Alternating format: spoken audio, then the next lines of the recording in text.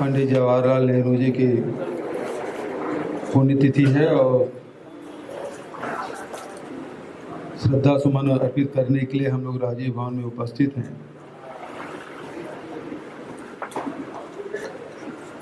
नेहरू जी के बारे में चर्चा करने के लिए हमारे बीच आदरणीय पुरुषोत्तम अग्रवाल जी, प्रोफेसर पुरुषोत्तम अग्रवाल जी JNU से आए हैं और देश में घूम कर नेहरू जी के बारे में, गांधी जी के बारे में अनेक व्याख्यान उन्होंने दिए, बड़े चर्चित हुए। आज हमारा सौभाग्य है कि हमारे बीच वो उपस्थित हैं। मैं उनका स्वागत करता हूं। आप सबसे निवेदन की जोरदार ताली बजाकर उनका स्वागत करें।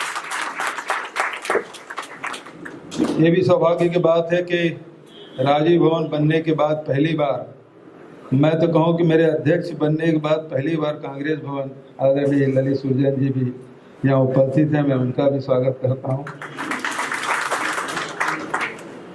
आदरणीय अरविंद नेताम जी, आदरणीय सत्यनारायण शर्मा जी, आदरणीय ताम्रध्वज साहू जी, आदरणीय डॉक्टर प्रेमसाय सिंह जी, आदरणीय कवासी लखमा जी, आदरणीय अमशेष जी, आदरणीय करुणा शुक्ला जी, आदरणीय धनेन्द्र भैया, आदरणीय आचार्य वर्मा जी, आदरणीय हमारे विधायकगण, उपस्थित मंच में उपस्थित सभी साथीगण, सभी का नाम लेना संभव नहीं हो पा रहा है, इसलिए सबसे क्षमा चाहते हुए उपस्थित देवियों, सज्जनों, कांग्रेस के पदाधिकारीगण, जनप्रतिनिधिगण और मीडिया के सभी साथीगण, आज देश नेहरू जी को स्मरण कर रहा है। आज उनके पुण्य स्मरण का दिन है। मुझे लगता है कि जब हम अपने पूर्वजों को याद करते हैं तब उनके सपनों को याद करते हैं। चाहे गौतम बुद्ध हो, नानक हो, विवेकानंद जी हो, महात्मा गांधी हो, जितने भी महापुरुष हैं, हम उनको याद करके उनके सपनों को, उनके विचारों को याद करते हैं। आज नेहरू के भारत के बारे में चर्चा करने के लिए यहाँ एकत्रित हुए हैं, उन्हें याद करने के लिए एकत्रित हुए हैं। आज उस विषय में चर्चा होगी जिसके नींव आदरणीय नेहरू जी ने रखी थी।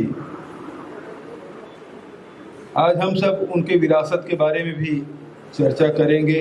आदरणीय अग्रवाल साहब यहाँ उपस्थित हैं, आप सबसे चर्चा करेंगे।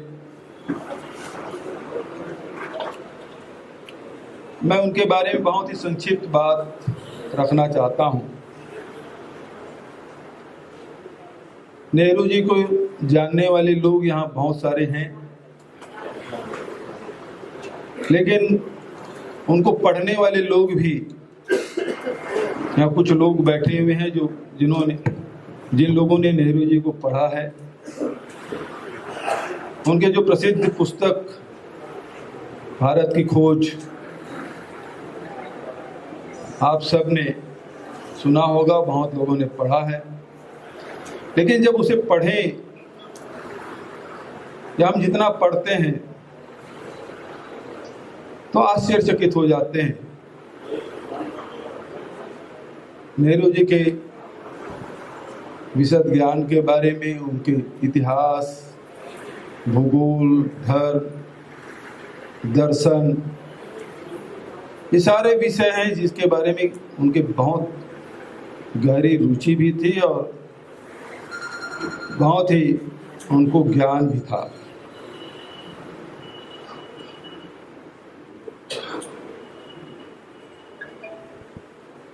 इस पुस्तक से पढ़ने से स्पष्ट हो जाता है कि नेहरू जी इस देश की ऐसी कल्पना करते थे जो अपने गौरवशाली इतिहास को याद तो रखें लेकिन उसके बोझ सर से उतार दें, जो अपनी परंपराओं से विमुख न हो, लेकिन पोंगापंथ और दकियानुसी विचारों को आगे न ले जाएं, जो राष्ट्रवाद की बात करे तो अंतर्राष्ट्रवाद की कल्पना उनके मन में अवश्य हो, संकुचित राष्ट्रवाद न हो जो अपने पड़ोसी देशों को कुचलकर आगे बढ़ने की कल्पना करे। 20वीं सदी में जब भारत आज़ादी की लड़ाई लड़ रहा था, उस समय यूरोप में अतनायकवाद और फांसीवाद से लड़ाई चल रही थी। ये वही काल है जिसमें दुनिया में बहुत सारे खोज हुए, और उसी समय जवाहरलाल नेहरू जी भारत के भविष्य की कल्पना कर रहे थे। आज़ादी के साथ देश का विभाजन हुआ। बहुत सारे लोग नेहरू जी का इसमें दोष देखते हैं, लेकिन दरअसल जिन्ना ने देश का बंटवारा किया और उसके 16 साल पहले विनायक दामोदर सावरकर ने, जो हिंदू महासभा के नेता थे, और उन्होंने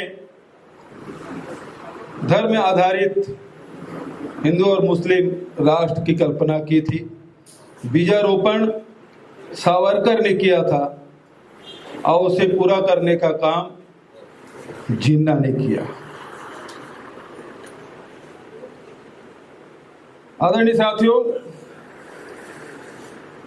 नेहरू जी ने भारत एक खोज में लिखा है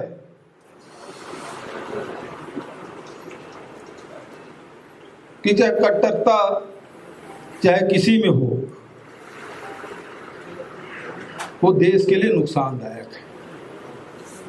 चाहे मुस्लिम कट्टरता की बात हो, चाहे हिंदू कट्टरता की बात हो, चाहे किसी प्रकार के कट्टरता की बात हो, वो देश के लिए घातक है, नुकसानदायक है, समाज के लिए नुकसानदायक है। नेहरू जी धर्मनिरपेक्ष राष्ट्र की कल्पना करते थे। नेहरू जी रूढ़िवादी और पोंगापंथी के विरोध में थे।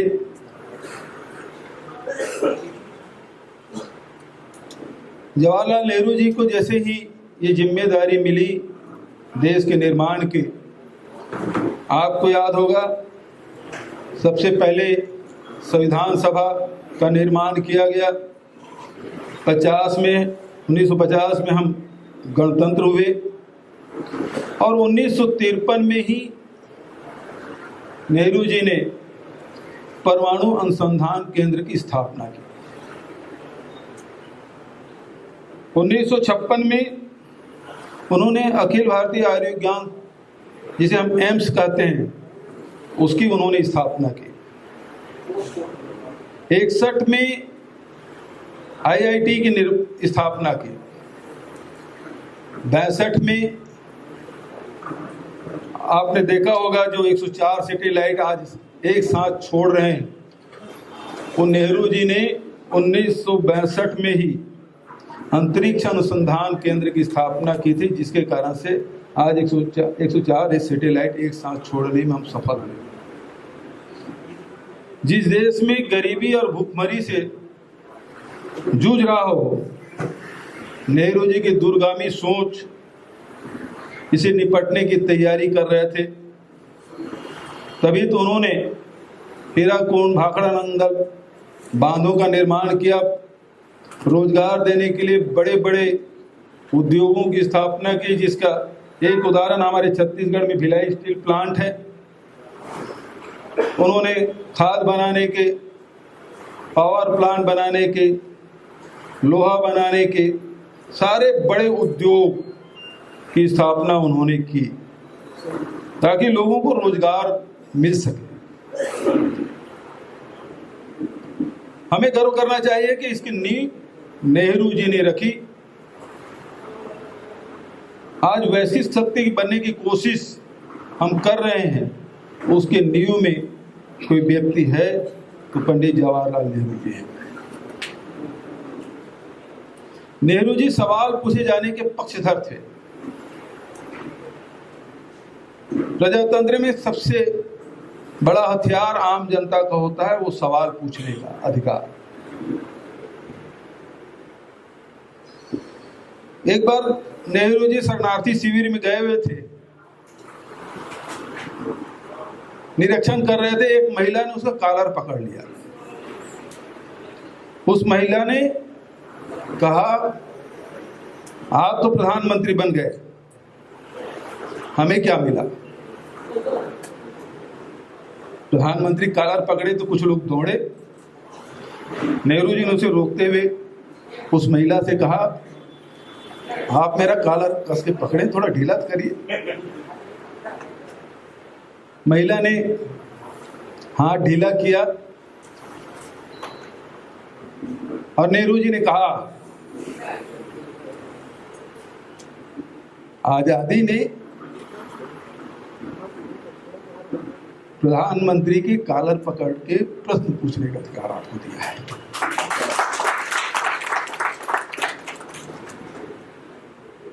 ये किसी दूसरे देश में संभव नहीं है।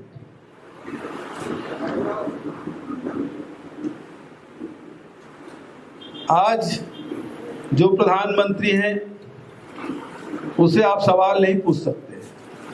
5 साल में आखिरी बार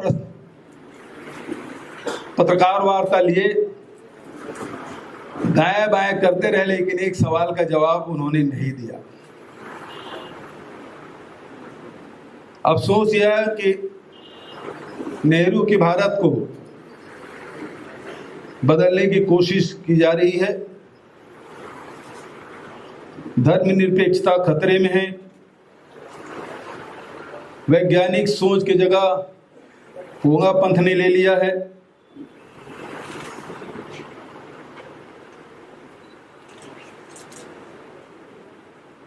लगता है कि जो नींव नेहरू जी ने भारत निर्माण के लिए डाला था उसमें से कुछ खिसक गया है। आदरणीय साथियों, बहुत ज्यादा मैं और नहीं कहता, आदरणीय अग्रवाल जी और आपके बीच में नहीं रहना चाहता, लेकिन मैं ये कह सकता हूं कि आज हम लोग जहां खड़े हैं उसमें सबसे बड़ा योगदान यदि किसी का है तो पंडित जवाहरलाल नेहरू का है।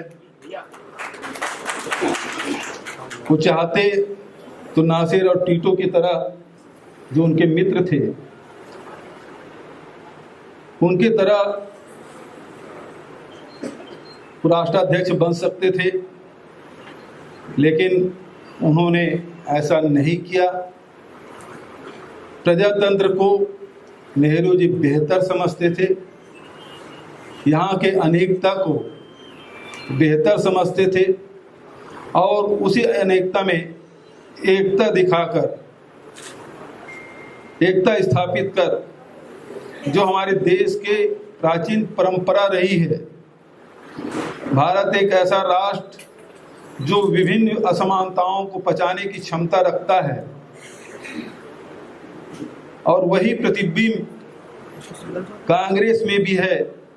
अनेक असहमति को पचाने की क्षमता रखता है और असहमति के बीच सहमति बनाने की ताकत यदि किसी में है तो कांग्रेस पार्टी में है, और जिसका सबसे बड़ा देन यदि किसी का है तो पंडित जवाहरलाल नेहरू का है।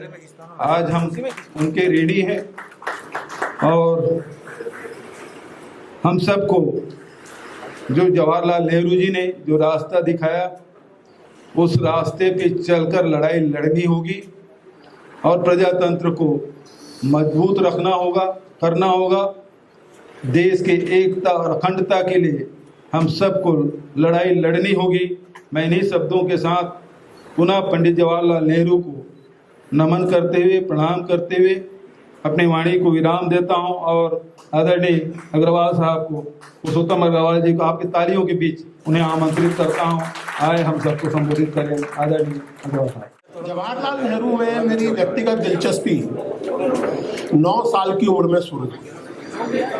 सन 64 में, आज के दिन 55 वर्ष पहले, जब जवाहरलाल जी का निधन हुआ, मैं 9 साल का था और 27 मई की वो दोपहर में कभी भूल नहीं सकता। 2-2:30 बजे का समय था और जैसा कि आप जानते हैं कि अपना खाना वाना खिला के बच्चों को जबरन सुला दिया जाता था। मेरे माँ और पिता नेहरू के कठोर आलोचक, लेकिन इससे भी ज्यादा महत्वपूर्ण बात यह कि ग्वालियर के जिस वैष्णव मठ से हम लोगों का, हमारे परिवार का एक दीक्षा का संबंध था और अभी भी है। हमारे परिवार के बच्चों को गुरु मंत्र की दीक्षा उस मठ से दी जाती है और वो मठ आप लोग जानते हैं, जगत प्रसिद्ध मठ है, गंगा दास जी की बड़ी शाला। वही गंगा दास जी जिन्होंने महारानी लक्ष्मीबाई की अंत्येष्टि की थी।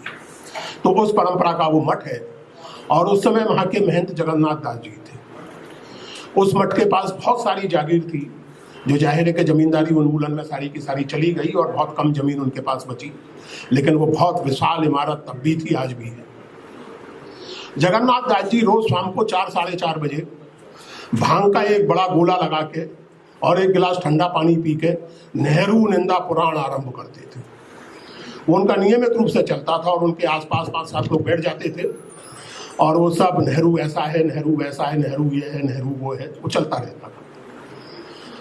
जब हम लोग 28 की सुबह शाला कहते थे, हम उसको शाला गए माँ के साथ, तो मालूम पड़ा कि शाला में सूतक चल रहा है। महंती जी ने कल रात से कुछ खाया नहीं है और 3 दिन तक मंदिर में पूजा नहीं होगी, सूतक अनाउंस कर दिया। ये मेरे लिए 9 वर्ष की उम्र में भी मैं काफ़ी सोचने विचारने वाला बच्चा था, जैसे कहें कि थोड़ा प्रीकॉशन चाइल्ड था, सोचता था, पढ़ता था। मैंने जीजी से भी पूछा, बाबूजी से भी पूछा, वो कोई बहुत उत्तर नहीं दे पाए। मैंने बाबा से पूछा, मैंने कहा बाबा आप तो हमेशा नेहरू को कोसते थे, निंदा करते थे उनकी, लेकिन नेहरू के निधन पर, और मेरे ख्याल से वो जीवन में पहली और अंतिम बार था, महंत जी बहुत बात तक जीवित रहे, जीवन में पहली और अंतिम बार था जबकि मैंने उस रौबीले, लगभग डरावने व्यक्तित्व के मालिक व्यक्ति की आंखों में आंसू देखे। मैं चकित रह गया। मैंने कहा ये क्या मामला है? आप तो नेहरू के बारे में ये कहते थे कि ऐसा करता है, वैसा करता है, जनेऊ नहीं पहनता ब्राह्मण होने के बावजूद, फलाना ढिमका। बाबा ने कहा कि देखो परसोत्तम, आलोचना हम करते थे, लेकिन और हमारी जमीनें भी गई, जमींदारी के चक्कर में मठ की सारी जमीन चली गई, लेकिन हम ये कैसे भूल जाएं कि अगर नेहरू ना होता तो वहां ना होते जहां आज हैं। हम आलोचना तो करेंगे लेकिन रोएंगे भी उसकी। दोस्तों, जो पुत्र या पुत्री, जो शिष्य या शिष्या और जो समाज अपने बनाने वालों को याद नहीं करता, उनके प्रति कृतज्ञ नहीं होता, उसे मानवीय समाज मानने में दिक्कत होनी चाहिए। जब आज बड़बोले लोग ये कहते हैं कि 70 साल में क्या हुआ, जब ये कहा जाता है कि नेहरू ने क्या किया, तो मुझे महंत जगन्नाथ दास का रोता हुआ चेहरा याद आता है। और वो जिस भाषा में आलोचना करते थे वो मैं मंच पर बोल नहीं सकता। वो लिटरली गाली देते थे, लेकिन नेहरू के निधन पर वो बच्चों की तरह रो रहे थे और उनके रोने का तर्क ये था कि नेहरू ना होता तो आज हम वहां कहां से होते जहां हैं। उन्होंने मुझे दिखा के कहा कि मर्फी का रेडियो कैसे होता नेहरू ना होता। पिछले 20-25 साल में, खास करके पिछले 10 साल में, जो इस समाज में सबसे चिंताजनक परिवर्तन आए हैं, मैं राजनीतिक परिवर्तनों की बात नहीं करता हूं, पिछले 15-20 साल में भारतीय समाज गहरे अर्थ में सांस्कृतिक रूप से निरक्षर समाज, स्मृति विहीन समाज और इसीलिए कृतज्ञ समाज में बदला। और इसीलिए यह संभव हो पाता है कि गॉडसे को देशभक्ति का प्रमाण पत्र देने वाले लोग भारतीय संविधान की रक्षा की शपथ लेते हैं। ये इसीलिए हो पाता है। मुझे उस महिला के जीतने पर उतना ताज्जुब नहीं है जितना इस बात पर कि उसकी उम्मीदवारी पर भोपाल के पढ़े लिखे लोगों के बीच में, जिसमें कि मैं भाजपा के समर्थकों को भी गिनूंगा, उनके बीच में क्षोभ की कोई लहर नहीं दौड़ी। उनके बीच में इस बात को लेकर कोई सवाल नहीं उठाए गए। भाजपा के नेताओं से पूछा नहीं गया कि ऐसे व्यक्ति को आपने टिकट कैसे दे दिया। दोस्तों, कांग्रेस जनों के बीच में बात करने में एक सुविधा है कि मैं आप लोगों की कितनी भी कड़ी आलोचना करूं, आप मुझे एंटी नेशनल नहीं करेंगे, मेरी माँ बहनें बराबर नहीं करेंगे। इसलिए ये पहली बार नहीं है जबकि मैं कांग्रेस के मंच पर बोल रहा हूं। मैं कांग्रेस का सदस्य नहीं हूं, लेकिन कांग्रेस के मंच पर बोलने में मुझे कभी असुविधा नहीं हुई। एक बार मुझे आरएसएस के मित्रों ने बुलाया था तो मैंने कहा कि आ तो जाऊंगा बोलने, एक शर्त है, कोई भी मुझे एंटी नेशनल ना कहे, वरना मैं झगड़ पड़ूंगा। क्योंकि मोदी जी का समर्थन करना नेशनलिस्ट होना है, ये मानने के लिए कम से कम अभी तक मैं तो तैयार नहीं हूं। तो कांग्रेस जनों के बीच में कुछ कड़ी बातें भी कही जा सकती और वो मैं कहूंगा, लेकिन सबसे पहली बात ये कि आज जिस भारत पर हम गर्व करते हैं और उचित गर्व करते हैं, आप खुद सोचिए कि अब यही इमारत है, इतनी सुंदर इमारत है, राजीव भवन इतना सुंदर बना हुआ है। इस इमारत की ये सुंदरता, इस इमारत की ये ऊंचाई क्या नींव को भुला के संभव है? नींव गहरी नहीं होगी तो इमारत कब तक टिकेगी? जवाहरलाल नेहरू उन लोगों में से थे जो एक चुनाव जीतने के लिए डिमोनेटाइजेशन कर दें, ये उन्हें सूझ ही नहीं सकता था। वो अगले चुनाव की नहीं सोचते थे, वो अगली पीढ़ी की भी नहीं सोचते थे, वो अगली सदी की सोचते थे। जवाहरलाल जी का निधन 1964 में हो गया। आपने पहला न्यूक्लियर एक्सप्लोजन 74 में किया और उसके बाद फिर 98 में, और आज आप न्यूक्लियर क्लब के मेंबर हैं। 1948 में जब जवाहरलाल नेहरू ने एटॉमिक एनर्जी कमीशन का गठन किया था, तब यूरोप और अमेरिका के लोग हंसे थे कि जिस देश में लोगों को खाने को नहीं मिलता, जिस देश में आदमी की औसत आयु 31 साल है, जहां कुपोषण का स्तर लगभग वैसा है जैसा 2000 साल पहले था दुनिया के इतिहास में, उसमें ये आदमी एटॉमिक पावर खोजने चला है। लेकिन जवाहरलाल नेहरू जानते थे कि एक न स्वाधीन देश और भारत जैसा देश केवल अगले 10-5 साल की कल्पना से नहीं चलता, उसे कई सालों की कल्पना से चलना होगा। इसलिए 1948 में एटॉमिक एनर्जी कमीशन बना। एटॉमिक एनर्जी कमीशन ही नहीं बना, बल्कि इस बात पर ध्यान दिया गया कि हम न्यूक्लियर एनर्जी थ्योरियम से हासिल करें, जो हमारे यहाँ भरपूर है। इसलिए हमारे यहाँ की न्यूक्लियर रिसर्च का ओरिएंटेशन थोड़ा अलग रहा। ये सब चीजें एक विजन के बिना संभव नहीं थी। आज बहुत आसान है बहुत सी चीजों के लिए आलोचना कर देना। बहुत से लोग नेहरू की मिक्स्ड इकोनॉमी की आलोचना करते हैं। अगर नेहरू की मिक्स्ड इकोनॉमी का आधार ना होता तो 1991 में उदारीकरण भी संभव नहीं। उदारीकरण इसलिए हो सका कि आपके फंडामेंटल्स इकोनॉमी के इतने स्ट्रांग थे कि दुनिया भर के ग्लोबलाइजेशन की लहरें आपको हिला नहीं सकती, और ये नेहरू की दूरदर्शिता का नतीजा। दोस्तों, नेहरू के बारे में अब मैं चूंकि कांग्रेस जनों के बीच में हूं और मैं चाहूंगा, मैंने कल माननीय मुख्यमंत्री से भी निवेदन किया था कि बातचीत के बाद मैं ये भी चाहूंगा कि थोड़े सवाल जवाब हों, और मैं आप लोगों से बात करना चाहूंगा यहाँ भी और कार्यक्रम के बाद भी। अपने सोशल मीडिया के जरिए मैं चाहूंगा कि आप मेरे फेसबुक पेज पर, मेरे ट्विटर पर मुझसे बात करें, जुड़ें। और फिर से मुख्यमंत्री जी से मैं निवेदन करूं कि आप कार्यक्रम के अंत तक रुकें, वरना कार्यक्रमों की जो नवैयत होती है, जहाँ मुख्यमंत्री या कोई ऐसा व्यक्ति उपस्थित हो तो आप चले गए तो कार्यक्रम भी साथ ही आपके चला जाएगा। इसलिए मेरा निवेदन होगा कि आप अंत तक रुकें। तो कांग्रेस जनों के मन में कुछ चीजें हैं, ये मैं जानता हूं, जो हम शायद कहने में संकोच करते हैं, क्योंकि कुछ प्रचार किए गए, कुछ सर्वथा निराधार को प्रचार किए गए हैं, और वो इतनी बार किए गए, झूठ को इतनी बार बोला गया है कि वो बहुत से लोगों को, बहुत से नेक नियत लोगों को भी सच लगने लगा है। एक पुरानी कहावत है, मेरे बहुत सारे मित्र मुझसे कहते हैं कि साहब झूठ के पैर नहीं होते, आखिरकार एक दिन गिर जाता है। मैं उनसे निवेदन करता हूं कि सोशल मीडिया के जमाने में झूठ के पैर नहीं होते, झूठ के पर होते हैं। जब तक सच अपने जूतों के फीते बांध रहा होता है, झूठ दुनिया का चक्कर लगा चुका होता है। इसलिए इन बातों में कुछ नहीं रखा है कि झूठ के पैर नहीं होते। ऐसे ही एक झूठ की मैं चर्चा आपसे करना चाहता हूं। मुझे यकीन है कि आप में से सबने ये सुना होगा कि नेहरू ने कहा था कि मैं संस्कृति से मुसलमान, शिक्षा से इंग्लिशमैन और हिंदू बाई एक्सीडेंट, मैं संयोग से हिंदू।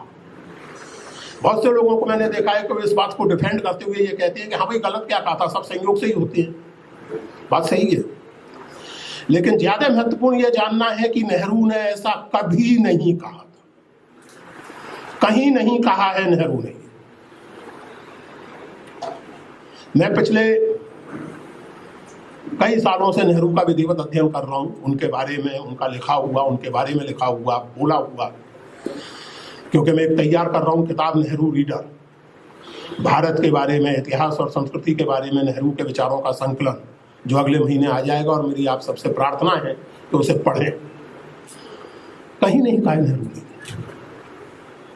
ये बात। नेहरू पर चिपकाई थी खेर नामक एक हिंदू महासभाई नेता ने। और ये बात मैं अपनी ओर से नहीं कह रहा हूं, ये एमजे अकबर ने जो नेहरू की बायोग्राफी लिखी है, जो इस समय खासे राष्ट्रवादी हैं और अभी कुछ दिन पहले तक मी टू के शिकार होने के पहले तक मंत्री थे, उनकी बायोग्राफी में ये बात लिखी गई है कि ये नेहरू ने कहीं नहीं कहा। सोशल मीडिया पर आप देख सकते हैं, प्रतीक सिन्हा का भगवान भला करे, जो एल्ट न्यूज चलाते हैं, उन्होंने पूरी रिसर्च करके दिखा दिया है कि ये चुटकुला या जुमला नेहरू पर कैसे चिपकाया गया। नेहरू ने ऐसा कहीं नहीं कहा। नेहरू ये कह ही नहीं सकते थे, क्योंकि नेहरू बहुत गहरे व्यक्ति थे। नेहरू जानते थे कि किसी संस्कृति में होना, किसी परंपरा में होना, उसका क्या मतलब होता है। और जो व्यक्ति किसी संस्कृति और परंपरा में होता है, वो उसका भौड़ा भद्दा प्रदर्शन करता नहीं घूमता।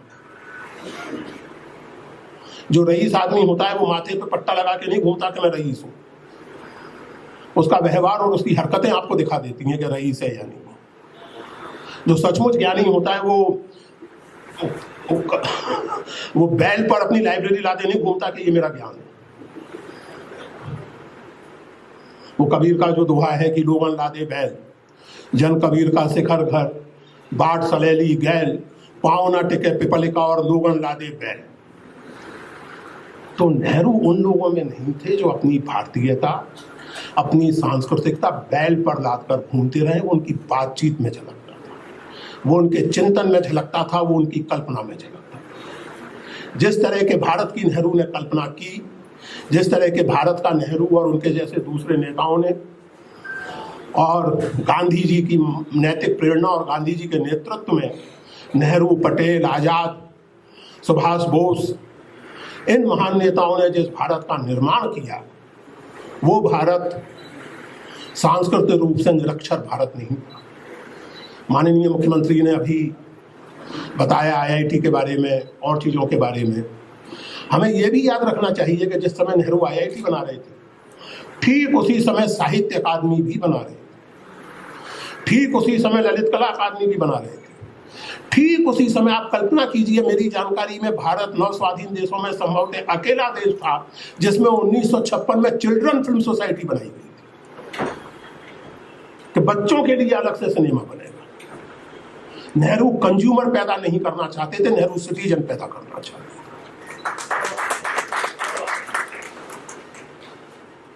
और इसलिए आप देखेंगे साहित्य अकादमी, और साहित्य अकादमी के अध्यक्ष वो चुने गए, और उन्होंने एक बहुत ही मार्मिक और दिलचस्प वाक्य कहा, जो साहित्य अकादमी का जो लिटरेचर उपलब्ध है उसमें अभी भी छापा जाता है और उम्मीद है कि छापा जाता रहेगा, कि as president of Sahitya Akademi I will make sure that the honourable prime minister does not interfere in my work. और प्राइम मिनिस्टर वो खुद ही थे ना, और ये कभी नहीं हुआ। राहुल सांकृत्याय नेहरू के कठोर आलोचक थे। उन्हें जब साहित्य अकादमी पुरस्कार देने की बात आई, तो जैसा होता है साहित्य में भी होता है, किसी दिल जले ने जाके कहा कि पंडित जी, राहुल जी तो आपकी बहुत कड़ी आलोचना करते हैं, सीपीआई के मेंबर हैं और सीपीआई तो आपकी बहुत कड़ी आलोचना करती है, राहुल जी भी करते हैं। तो पंडित जी मुस्कुराए, बोले ये बताइए किताब कैसी है। तो जो चुगली करने वाले सज्जन थे उनकी भी ईमानदारी की दाद देनी चाहिए। उन्होंने कहा कि किताब तो बहुत अच्छी है, मध्य एशिया का इतिहास। तो नेहरू ने कहा कि अगर किताब बहुत अच्छी है तो राहुल जी मेरी आलोचना करें या मोतीलाल जी की करें, कोई फर्क नहीं पड़ता, उन्हें पुरस्कार मिलना चाहिए। दोस्तों, खास करके नौजवान दोस्तों को ये चीजें सपने जैसी लगेंगी, क्योंकि यहां आलम यह है कि अगर मैं ये कह दूं कि मान्यवर ने ये गलती की है तो मैं तुरंत एंटी नेशनल और एंटी हिंदू हूं।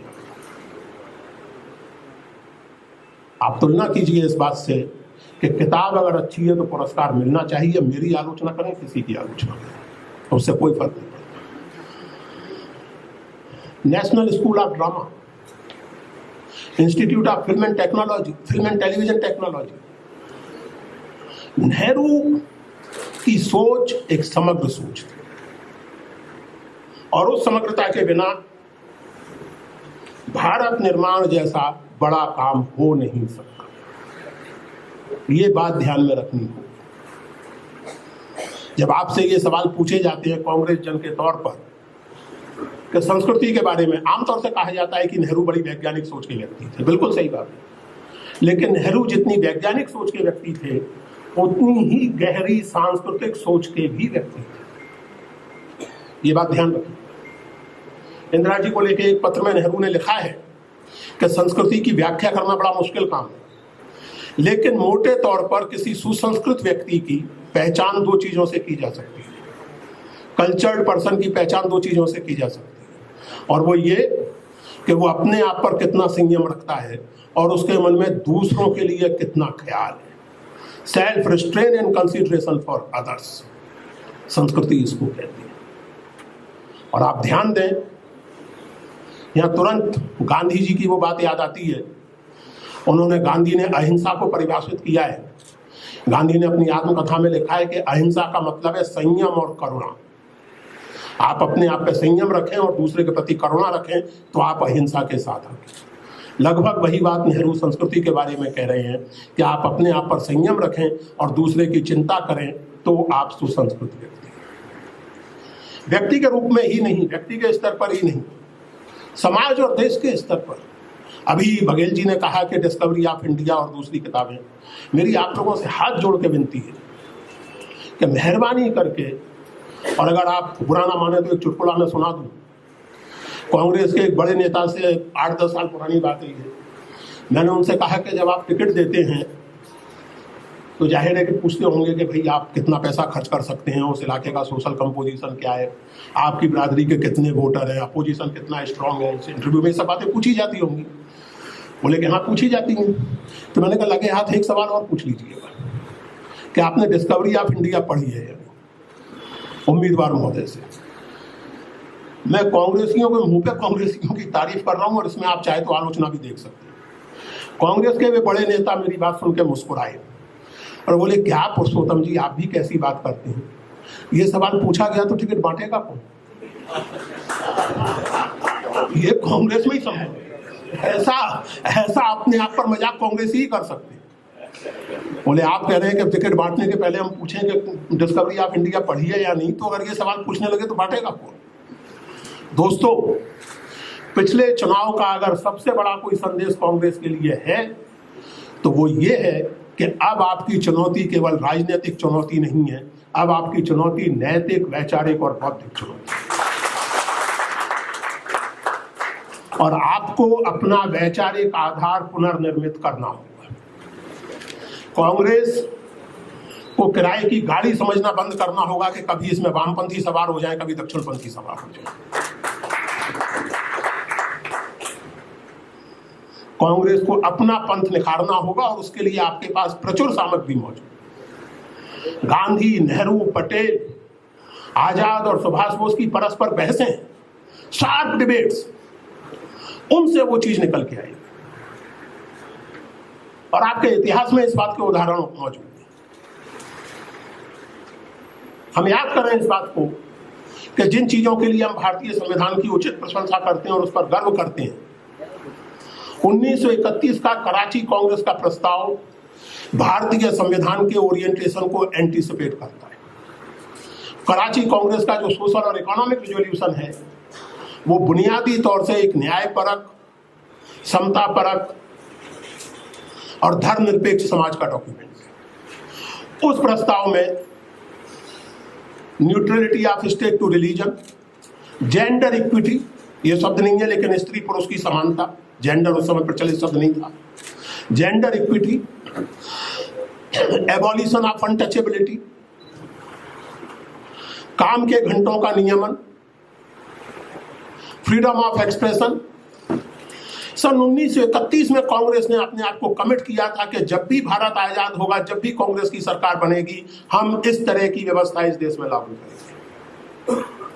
दोस्तों, कांग्रेस जन होने के नाते आपको याद करना चाहिए कि उस प्रस्ताव को ड्राफ्ट किया था नेहरू और सुभाष बोस ने मिलकर। उस प्रस्ताव को मूव किया था महात्मा गांधी ने और उस सत्र की अध्यक्षता सरदार वल्लभ भाई पटेल कर रहे थे।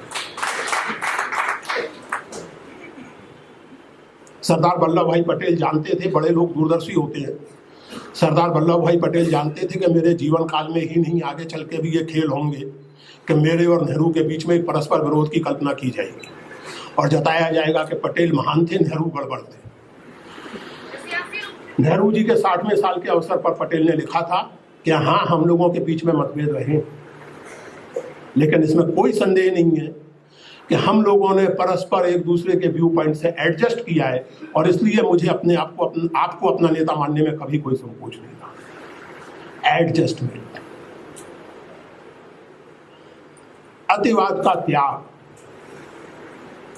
मध्य मार्ग की कल्पना, मध्य मार्ग की खोज। और यहां नेहरू ठेठ भारतीय थे। मध्य मार्ग कोई यूरोप या कहीं से आया हुआ इंपोर्ट नहीं है। मध्य मार्ग, अतिवाद का त्याग, मध्य मार्ग की खोज, सम्यक का व्यवहार, ये भारतीय चिंतन का सार है।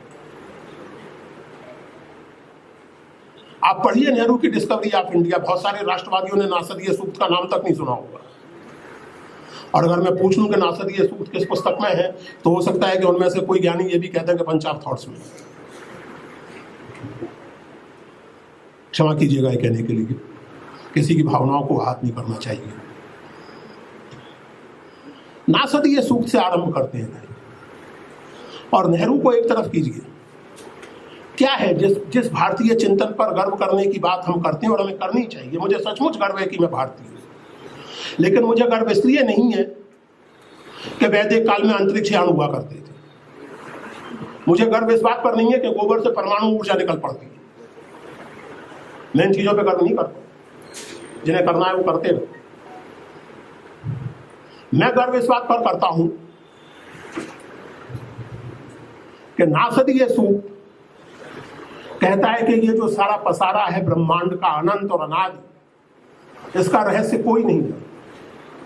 जो इसका अध्यक्ष है, जो इसके ऊपर व्याप्त है, संभवतः वो इसका रहस्य जानता हो। और अगला ही मंत्र कहता है कि नहीं, शायद वो भी नहीं जानता। यहां से शुरू हुआ। फिर भगवान बुद्ध, सम्यक, हर चीज में सम्यक, हर तरह की अति का त्याग। भगवान महावीर का अनेकांतवाद कि सत्य है, लेकिन सत्य को देखने के नजरिए कई हो सकते हैं, इसलिए संवाद जरूर। यह है भारतीय चिंतन की परंपरा। अभिनव गुप्त, महान आचार्य दर्शन के और सौंदर्य शास्त्र के, ये उनका कथन है। नहीं एक है दृष्टिया सम्यगम निर्वर्णनम निर्वहति। एक ही दृष्टि से देख करके किसी चीज का ठीक ठीक वर्णन नहीं हो सकता। दोस्तों, आपको, इस सारे समाज को, भारत को ये समझाना है, कांग्रेस जनों को, कि जब आप कोई फैसला करते हैं राजनीतिक या नैतिक, तो केवल ये मत सोचिए कि इससे आपका क्या फायदा होगा, केवल ये मत सोचिए कि इससे आपके समुदाय का क्या फायदा होगा। अपने आप से ये सवाल पूछिए कि इससे भारत देश का क्या फायदा या क्या नुकसान है। और भारत देश केवल छत्तीसगढ़ तक सीमित नहीं है, और भारत देश केवल अग्रवाल बिरादरी तक सीमित नहीं है, और भारत देश केवल हिंदुओं तक सीमित नहीं है, और भारत देश केवल मुसलमानों तक सीमित नहीं है। नेहरू का वो मार्मिक वाक्य याद कीजिए कि if India lives we live, if India does not live who lives. Bharat नहीं बचा तो हम में से कौन बचेगा?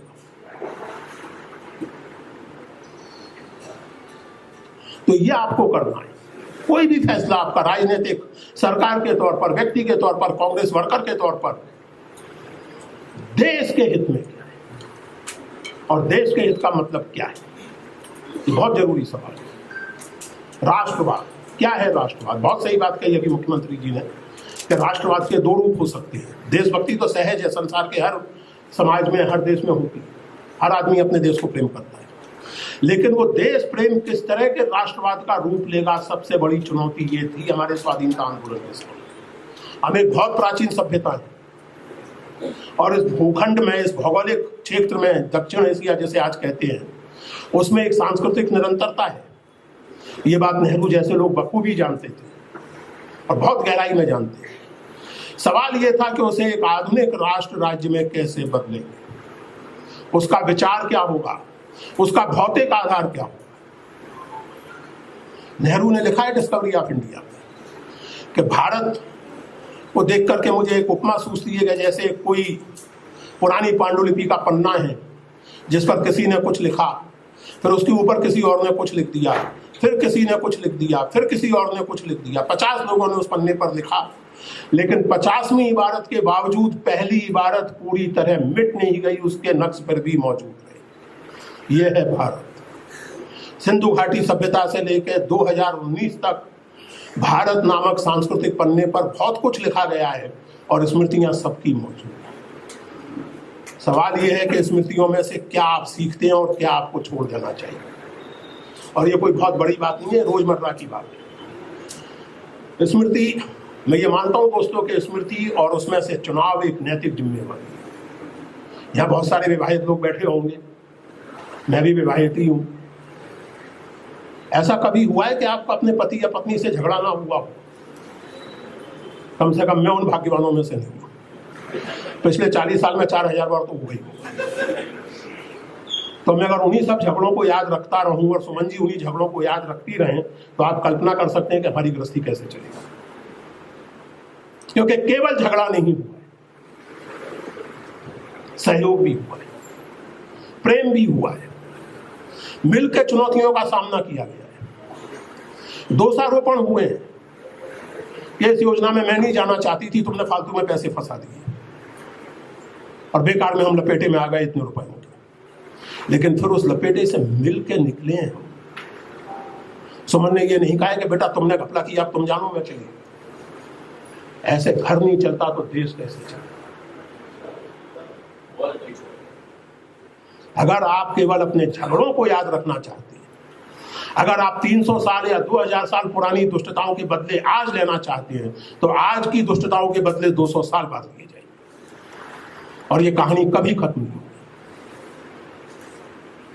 नेहरू इस बात को जानते थे और नेहरू ने कई बार कई जगह ये लिखा है कि ना तो अतीत की पूरी तरह अवहेलना की जा सकती है और ना अतीत में जीने की कल्पना की जा सकती है। अतीत से सबक सीखे, जीना आपको वर्तमान में है और जीना आपको भविष्य के लिए है। किस तरह के भविष्य में आप जीना चाहते हैं? दोस्तों, जैसा मैंने आपसे कहा कि इन दिनों नेहरू और उनसे जुड़ी चीज़ों का अध्ययन कर रहा हूँ, वैसे भी चीज़ों को अध्ययन करता रहता हूँ, देखता रहता हूँ। लेकिन एक चीज़ है, और मैं माननीय मुख्यमंत्री जी से और मेरा ख्याल है और भी छत्तीसगढ़ के प्रभावी लोग यहाँ बैठे हैं, कांग्रेस जन और बाकी भी, मेरा आपसे ये निवेदन है कि नई पीढ़ी की सांस्कृतिक निरक्षरता को दूर करने का भगीरथ प्रयत्न कीजिए। आज आलम यह है कि हर आदमी जाने अनजाने व्हाट्सएप यूनिवर्सिटी में दाखिला लिए बैठा है और वहाँ जो मूर्खता का करनाला सुबह से शाम तक गिरता है, आपको पता ही नहीं पड़ता। आप उस दुर्गंधित पानी में गंगा जल समझ के उसमें नहाते हैं और तरह तरह की मूर्खताओं को इंटरनलाइज कर देते हैं, जिसका और फिर वो तथाकथित टिप्पणियों में भी दिखता है। नेहरू ने सुरक्षा परिषद की सदस्यता नहीं दी, ऑफर की गई थी, मना कर दिया। मुझे कभी कभी दुख होता है जब मैं देखता था आपस में आस में लोगों को कि कांग्रेस से जुड़े हुए लोग इस सवाल के जवाब में मिमे आने लगे। मैंने 2-4 मित्रों को बताया कि भाई साहब, 1956 में सुरक्षा परिषद की सदस्यता लेने का अर्थ क्या होता, जरा ये सोचो। जब अमेरिका ऑफर कर रहा है आपको सुरक्षा परिषद की सदस्यता, यानी आपके संबंध सोवियत संघ से खराब। सोवियत संघ ऑफर कर रहा है तो इसका मतलब यह कि आपके संबंध अमेरिका और वेस्टर्न ब्लॉक से खराब। नेहरू केवल आदर्शवादी नहीं थे, नेहरू बहुत गहरे अर्थ में हवाई आदर्शवादी नहीं थे, नेहरू बहुत गहरे अर्थ में प्रैग्मेटिक पॉलिटिशियन भी थे, जिसका प्रमाण यह है कि भिलाई सोवियत संघ ने बनाया और दुर्गापुर पश्चिमी जर्मनी ने बनाया। आप इस बात को देखें कि आप किस तरह से परंपरा से जुड़ते, किस तरह से उसका नवीकरण करते हैं। एक और बात जो आमतौर से कही जाती है कि साहब गांधी तो ठीक थे, नेहरू गड़बड़ थे। और ये बात ध्यान दीजिए, मैं इसको नेहरू की बहुत बड़ी उपलब्धि और बहुत बड़ा गुण मानता हूं कि हिंदू राष्ट्रवादी ताकतें गांधी को एप्रोप्रिएट करने की कोशिश करती हैं, पटेल को एप्रोप्रिएट करने की कोशिश करती हैं, सुभाष बोस तक को एप्रोप्रिएट करने की कोशिश करती हैं, जिनका हिंदू सांप्रदायिकता के बारे में क्या धारणाएं थी वो अगर पढ़ के सुना दी जाएं तो बहुत सारे हिंदुत्ववादी गस खा के गिर जाएंगे, जितने कठोर शब्द सुभाष बोस ने इस्तेमाल किए हैं इन लोगों के लिए। एनीवे, नेहरू को एप्रोप्रिएट नहीं करते, नेहरू को सीधे रिजेक्ट करते और सीधे निंदा करते। इसका क्या कारण है, इस पर आपको सोचना चाहिए। मैं तो जानता हूं इसका क्या कारण है, आपको सोचना चाहिए कि गांधी, पटेल, बोस सबको एप्रोप्रिएट करने की कोशिश की जाती है, नेहरू को टोटली रिजेक्ट किया जाता है। क्यों इस हद तक रिजेक्ट किया जाता है कि अगर यही बातचीत हम लोग 2 महीने पहले कर रहे होते तो मुझे ये कहने में संकोच होता कि नेहरू जी का निधन 55 साल पहले हो गया है, क्योंकि तब तो ये लग रहा था कि नेहरू जी ही चुनाव लड़ रहे और प्रधानमंत्री जी जो कुछ नहीं कर पाए उसके लिए नेहरू जिम्मेवार है, ना जाने कहां से डंडा चला के रोके रहे। क्यों है ऐसा, इस पर सोचिए। ये सवाल मैं आपके सामने छोड़ के जाना चाहता हूं कि why they can't appropriate Nehru, and that is the greatest strength of Nehru. They just can't appropriate. क्योंकि नेहरू वो व्यक्ति थे जो ये जानते थे, और इसीलिए अगर आप नेहरू को ध्यान से पढ़ें, क्लोजली पढ़ें, तो नेहरू कम्युनलिज्म के खिलाफ सेकुलरिज्म शब्द का इस्तेमाल नहीं करते थे। नेहरू कम्युनलिज्म के खिलाफ नेशनलिज्म शब्द का प्रयोग करते थे। नेहरू कहते थे हम नेशनलिस्ट हैं और ये लोग हिंदू या मुस्लिम कम्युनलिस्ट हैं। नेहरू के लिए उनका सेकुलरिज्म नेशनलिज्म के अंतर्गत समाहित था, और वो नेशनलिस्ट स्पेस नेहरू ने कभी इन लोगों को नहीं लेना। कहा जाता है गांधी जी परंपरा प्रेमी थे, नेहरू परंपरा की उपेक्षा करते थे। मुझे कई बार ये लगता है, और इसके लिए क्षमा करेंगे, मैं कांग्रेसियों को दोषी मानता हूं। कांग्रेसियों ने अपनी विरासत को, अब हिंदी में उसको कैसे कहें, लापरवाही से लिया। Congress people have taken their heritage for granted.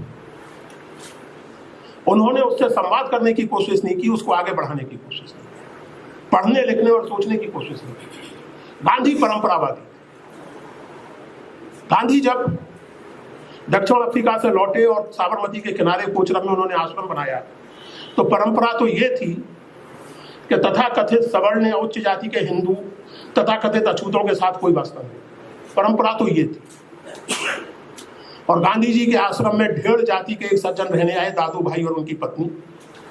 और गांधी जी के समर्थकों और मित्रों ने कहा कि नहीं साहब, इस अछूत को यहां से निकालिए। जो उन्हें चंदा देते थे उन्होंने कहा कि हम आपको चंदा नहीं देंगे अगर ये अछूत रहेगा यहाँ।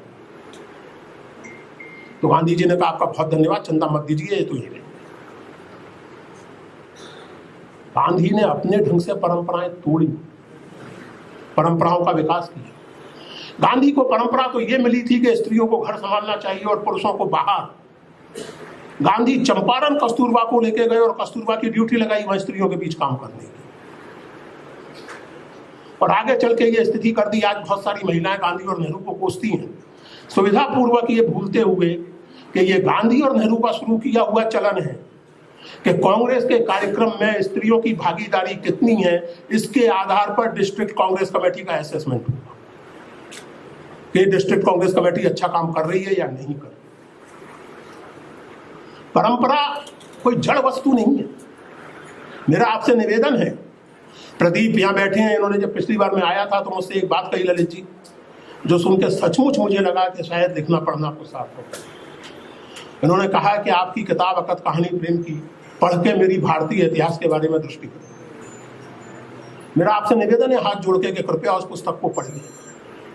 अकथ कहानी प्रेम की कबीर पर है वो किताब मेरी, लेकिन केवल कबीर पर नहीं, वो भारतीय इतिहास की विडंबनाओं और चुनौतियों पर। परंपरा क्या होती है? हर परंपरा में नवाचार की, अपने आप को बदलने की, अपने आप को आधुनिक करने की संभावना होती है। उस संभावना को खोजना होता है, और ये संभावना गांधी ने अपने ढंग से खोजी, नेहरू ने अपने ढंग से खोजी। आप नेहरू को पढ़िए। उपनिषद के बारे में लिखते लिखते वो लिखते हैं कि उपनिषद के चिंतन का महत्व तो केवल चिंतन की वजह से नहीं है, बल्कि उसके पीछे जो तपस्या है उसकी वजह से। तपस्या शब्द का प्रयोग करते हैं अंग्रेजी। और फिर लिखते हैं कि भारतीय जनमानस में तपस्या के प्रति एक अगाध श्रद्धा है। आज भी हम जो बापू के प्रति लोगों का प्रेम देखते हैं, उसके पीछे बापू की तपस्या है। मित्रों, मैं एक बार फिर से आपसे निवेदन करूंगा कि ये समय आपके लिए अपनी वैचारिक पुनर्निर्मिति का, अपनी वैचारिक जड़ों की ओर वापस, परंपरा के साथ अपने संबंध को समझने का समय। परंपरा वैसे नहीं होती, और ये घटना या जो भी आप समझना चाहें इसको समझ लीजिए, सुना के मैं समाप्त करूंगा। हुआ ये कि कोई ब्याह हो रहा था किसी परिवार में, तो एक बिल्ली वहां फेरों के आसपास उत्पात मचा रही थी। अब बिल्ली तो आप जानते हैं अजीब जानवर है, उसको ज्यादा वो करे तो वो तो मतलब मुंडा मुंडा गिरा देती। कुत्ता तो है नहीं कि डांट देंगे तो एक तरफ भाग जाएगा, वो तो चल ऊपर बैठ जाएगी। तो किसी बुजुर्ग को जुगाड़ सूझी, उन्होंने एक टोकरी उठाई फूलों वूलों की, उसे खाली किया और बिल्ली के ऊपर ढांप दिया ताकि फेरों तक बिल्ली का उत्पात ना हो। और फेरे पड़ गए तो टोकरी उठा ली गई, बिल्ली भाग गई। अब जिन सज्जन का विवाह था, जब उनके बेटे का विवाह होने लगा, फेरे पड़ने लगे, तो सारी तैयारी हो गई, सब हो गया, तो सेठ जी बोले कि नहीं ठहरो भाई, हमारे परिवार में परंपरा है कि फेरों के समय बिल्ली ढांपी जाती है, तो पहले एक तो टोकरी लाओ, एक तो बिल्ली का जुगाड़ करो, तब ना फेरे पड़ेंगे। हमारे बात में हमारे फेरे ऐसे ही पड़वाए। तो अगर ऐसे आपको परंपरा समझनी है, और जैसे बहुत सारे लोग समझना चाहते हैं, तो समझते रहिए, फेरों के समय बिल्ली ढांपते रहिए। सौभाग्य से आप लोग उस वैचारिक परंपरा के उत्तराधिकारी हैं, गांधी और नेहरू की, जिसने परंपरा को ऐसे नहीं समझा, जिसने परंपरा को एक जीवंत प्रवाह के तौर पर देखा, और जिसने सबसे ज्यादा महत्व मानवीय विवेक को दिया। जब नेहरू ये कहते हैं कि मैं रैशनलिस्ट हूं, तो वो मशीन के अर्थ में रैशनलिस्ट नहीं कहते हैं अपने आप। बहुत भावुक व्यक्ति थे नेहरू। कमला जी की अंत्येष्टि के बावजूद उनके फूलों का एक अंश नेहरू ने बचा के रखा था कि इसे मेरी अंत्येष्टि के बाद मेरे फूलों के साथ इसका विसर्जन होगा। He was a great human being. Gandhi ji उन्होंने क्रिस्टल की तरह क्लियर, और रविन्द्रनाथ ठाकुर ने ऋतुराज ऐसे ही नहीं कहा था। गांधी और रविन्द्रनाथ ठाकुर को नेहरू से गवर्नरशिप या पद्म विभूषण नहीं लेना था। It was genuine admiration. Bhagat Singh ने बाकायदा एक लेख लिखा है सुभाष बोस और नेहरू की तुलना करते हुए, और लिखा है कि सुभाष बाबू कुल मिलाकर के भावुक है, उनकी राजनीतिक समझ साफ नहीं है। नौजवानों के आदर्श जवाहरलाल नेहरू ही हो सकते हैं। ये भगत सिंह को कोट कर रहा हूं, अपनी तरफ से नहीं कह रहा हूं। मित्रों, आपको लोगों के बीच जाना होगा, ये याद रखते हुए कि झूठ के पैर नहीं होते, पर होते। सच को भी पर लगाने पड़ेंगे। सोशल मीडिया में एक्टिव होना होगा, तथ्यों को सामने रखना होगा, मूर्खतापूर्ण प्रलापों का आत्मविश्वास के साथ मुकाबला करना होगा। चुनाव हारने जीतने से पार्टियां मराजियां नहीं करती। हमारे एक मित्र कांग्रेस को मर जाने की सलाह दे रहे हैं। उनसे पूछने का मेरा मन करता है कि 2011 में एक बड़ा भारी आंदोलन चला था देश में, जिन्हें एक सज्जन ने लिखा था कि 13 days that changed India. सचमुच those 13 days changed India, and therefore we are having the second term of Mr. Narendra Modi. Courtesy that आंदोलन। कहाँ गया लोकपाल, कहाँ गए भ्रष्टाचार के सवाल? कुल मिलाकर के कांग्रेस की सरकार को कमजोर कराने के लिए आप आंदोलन चलाते हैं, फिर कांग्रेस से ये उम्मीद करते हैं कि वो भाजपा से लड़े, और चुनावी विफलता के बाद कांग्रेस के लिए तजवीज करते हैं कि वो मर जाए। क्या है ये?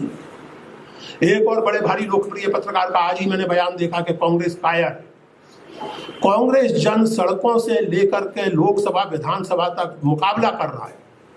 कुल 44 सदस्यों के होते हुए नरेंद्र मोदी का महत्वाकांक्षी लैंड एक्विजिशन एक्ट नहीं आने दी, कुल 44 सदस्यों के होते हुए। ये बातें आपको कहनी चाहिए, मुझे तो कहनी ही चाहिए, बावजूद इसके कि मैं कांग्रेसमैन नहीं हूं, लेकिन आप लोग तो कांग्रेसमैन कांग्रेस वीमेन है, आपको कहनी चाहिए।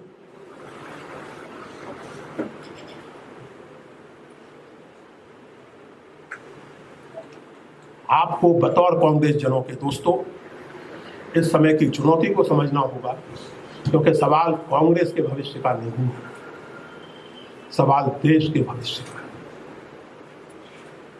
सवाल इस समाज के भविष्य का है। और अंत में एक बात याद आ गई, वो मैं कहना चाहता हूं। तो जवाहरलाल नेहरू सन 1960 में वो चीज देख पा रहे थे, 2019 में जो हम इन्फॉर्मेटिक्स और रोबोटिक्स के आने के बाद देख रहे हैं।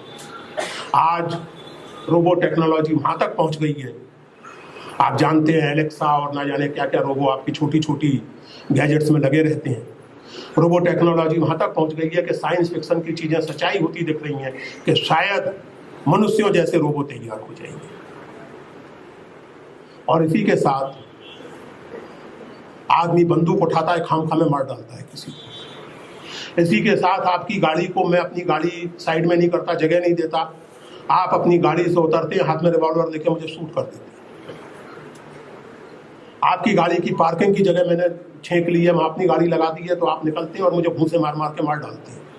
ये घटनाएं दिल्ली में हुई। परपीचुअली एंग्री, परपीचुअली फ्रस्ट्रेटेड समाज बन रहा है। अमेरिका में गन लॉज इतने लूज है, इतने वो है कि आदमी उठाएगा, यहाँ सभा चल रही है, आके तर तर तर तर गोली मारी चला गया। क्यों? क्योंकि पत्नी से झगड़ा हो गया।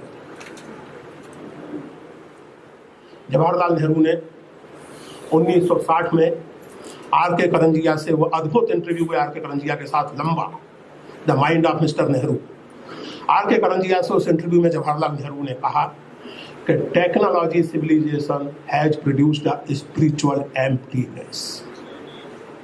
तकनीकी सभ्यता ने एक आध्यात्मिक शून्य उत्पन्न किया है और देश और समाज के नेताओं के तौर पर हम लोगों की जिम्मेवारी उस आध्यात्मिक शून्य को एड्रेस करने की भी है। This was Jawaharlal. जो भीतर और बाहर, कबीर की प्रसिद्ध पंक्ति है, भीतर बाहर सबद निरंतर। जवाहरलाल नेहरू भारतीय चेतना के भीतर बाहर के सबद निरंतर के प्रतिनिधि थे, प्रतीक।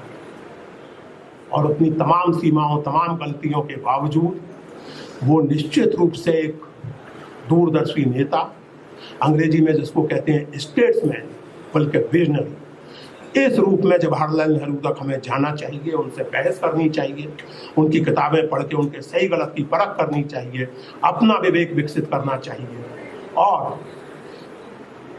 नेहरू और उनके जैसे दूसरे राष्ट्रीय आंदोलन के नेताओं के साथ संवाद करते हुए आप लोगों को कांग्रेस के वैचारिक आधार का पुनर्निर्माण करना चाहिए। धन्यवाद।